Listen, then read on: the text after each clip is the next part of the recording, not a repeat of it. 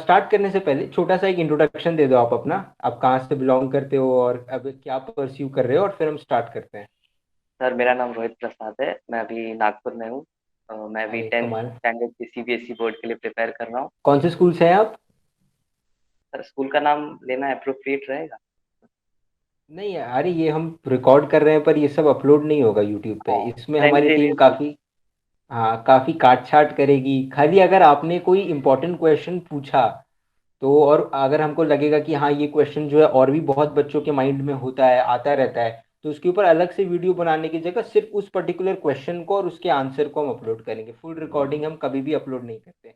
हाँ, आपका okay. Introduction अगर आपका पार्ट सिलेक्ट होता है तो हम अपलोड करेंगे कि लोगों को भी पता चलना चाहिए इतना अच्छा क्वेश्चन पूछा किसने, एटलीस्ट वो कहाँ से बिलोंग करते हैं। तो ओके। महाशिवरात्रि थी कल तो, राइट? हाँ सर। हाँ हाँ हाँ, अंदर सही है अंदर गए सही थे है। सर। गए थे आप मंदिर? हाँ। हाँ, बहुत अच्छी बात है, जाना चाहिए जाना चाहिए। तो चलिए, महादेव का नाम लेके बताइए, पूछिए आप क्या पूछना चाहते हैं, क्या आपके डाउट्स है मेन? सर, सबसे पहला क्वेश्चन जो एसएसटी है, जिसमें स्पेशली ज्योग्राफी, तो ज्योग्राफी ठीक के है। जो चैप्टर्स हैं, जैसे कि हम्म। एग्रीकल्चर। एग्रीकल्चर में इतने हम्म। सारे क्रॉप्स हैं। अब उन ठीक सबका है। ग्रोइंग पैटर्न, उनका कितना रेनफॉल रिक्वायर्ड है, कौन से एरिया में पाए जाते हैं वो, या फिर हो गया manufacturing industries, lifelines of Indian economy, वो सब उनमें मुझे थोड़ा सा याद करने में थोड़ी दिक्कत होती है। मैंने उस चैप्टर को सेवरल टाइम्स पढ़ा है, कोशिश की है कि उसको याद कर नोट्स बनाए, बट फिर भी ऐसे अप टू द मार्क मुझे अभी तक याद नहीं। तो कैसे करूँ सर उसको? तो देखो, यहाँ पे समझना होता है कि जो बेसिक डिटेल्स हैं, जैसे एग्रीकल्चर चैप्टर में कौन से क्रॉप का पैटर्न कौन सा है, राइट, कितने सेंटीमीटर की एनुअल रेनफॉल चाहिए उसको, और कई बार तो हीट सेंटीग्रेड्स या फ़ारेनहाइट में भी दिया होता है, तो हम्म। कंडीशंस याद रखना। उसके बाद कई बार ऐसा भी आता है कि कौन से एरिया में या कौन से रीजन में ज़्यादा क्रॉप उगाया जाता है, राइट। और ये हम्म। सारी चीज़ें याद रखना और पैटर्न याद रखना। तो इसको इस तरीके से समझो कि फर्स्ट ऑफ ऑल ये कितना इंपॉर्टेंट है। नो डाउट इसकी इंपॉर्टेंस बहुत ज़्यादा है और कोई ये नहीं कह सकता कि आप इसको पूरी तरीके से स्किप करो। पर आपको ये हम्म। समझना होगा कि फॉर एग्जाम्पल अगर हम किसी एक पर्टिकुलर क्रॉप की बात करते हैं, लेट सपोज फिलहाल वीट की बात करते हैं। हम्म। आपको ये तो पता है कि हाँ वीट किस कैटेगरी का क्रॉप है, आपको ये भी पता है कि चलो हाँ अराउंड किस सीजन में उसको उगाया जाता है। लेकिन आपको एग्जैक्टली ये याद नहीं हो रहा कि एनुअल रेनफॉल कितनी चाहिए, टेम्परेचर कैसा चाहिए, ह्यूमिड चाहिए, मॉइस्ट चाहिए, किस तरीके का टेम्परेचर चाहिए, और वगैरह वगैरह, और जो बेसिक डिटेल्स है वो आपको याद नहीं हो रही है, ठीक है। तो एक तो इसमें दो रास्ते होते हैं, ठीक है। किसी भी चीज़ का ना कोई फिक्स अप्रोच नहीं है कि इस तरीके से आप करोगे तो हो जाएगा।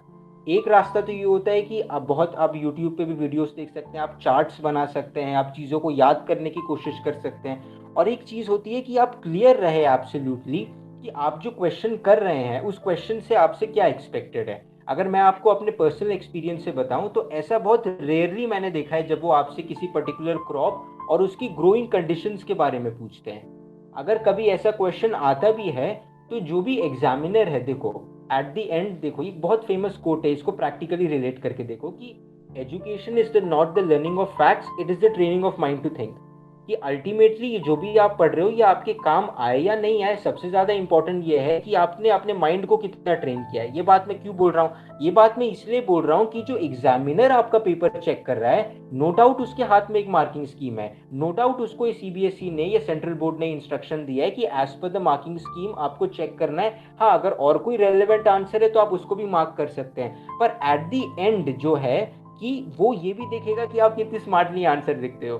कि फॉर एग्जाम्पल आपको एग्जैक्टली नहीं पता कि वीट को एनुअल रेनफॉल कितना चाहिए, एग्जैक्टली टेम्परेचर कंडीशंस क्या है, लेकिन इसके बावजूद भी अगर आपको एग्जैक्ट ये पता है कि सीजन कौन सा है, या फिर वीट रबी रबी क्रॉप है या खरीफ क्रॉप है, अगर आप इन सब चीज़ों को भी डिस्क्राइब करते हो ना कॉन्फिडेंस के साथ, तो बहुत सारी चीज़ें जो होती हैं वो आप लिख सकते हो, ठीक है। मतलब कि मैं टू द पॉइंट क्या कह रहा हूँ, मैं ये कह रहा हूँ कि जो आपको बेसिक डिटेल्स पता है, सबसे पहले तो अपने माइंड से ये चीज़ निकाल दो कि फैक्ट्स ही सब कुछ है।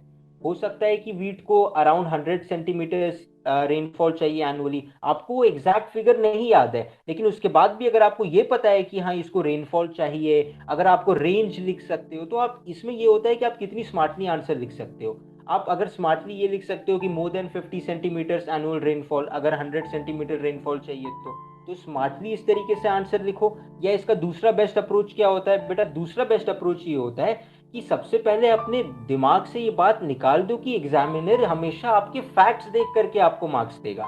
बिल्कुल नहीं। वो ये भी देखेगा कहीं ना कहीं कि इस बंदे ने आंसर किस क्वालिटी और इस कॉन्फिडेंस के साथ लिखा है। ठीक है। प्रॉब्लम क्या होती है कि हम आंसर याद करते हैं, उसके बाद फिर हम अपने मन में या फिर कहीं रिपीट करने की कोशिश करते हैं कि मैंने याद कर लिया या नहीं, फिर हमें याद नहीं आता, फिर हम बुक में देखते हैं। तो इससे क्या होता है, हमको एक किक मिलती है, यानी कि बार बार हम वो ट्रिगर होता है हमारे माइंड में। लेकिन ये किक आपको एग्जाम में नहीं मिलेगी, है ना।